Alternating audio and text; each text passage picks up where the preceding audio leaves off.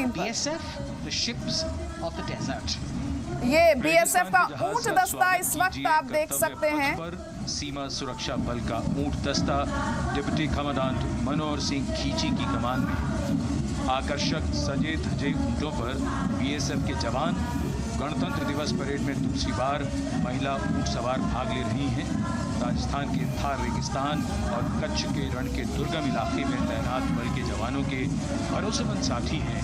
ये ऊंट BSF का आदर्श वाक्य, जीवन पर्यंत कर्तव्य। बहुत ही आकर्षक ये ऊंट दस्ता, जिसकी G20 शिखर सम्मेलन के दौरान विदेशी प्रतिनिधियों ने बहुत प्रशंसा की थी। और इनके ठीक पीछे BSF का ऊंट बैंड मास्टर सब इंस्पेक्टर अमल चट्टोपाध्याय की कमान में 35 बैंड वादकों का ये दल, और धुन बजा रहा है हम हैं सीमा सुरक्षा बल, बहादुरों का दल।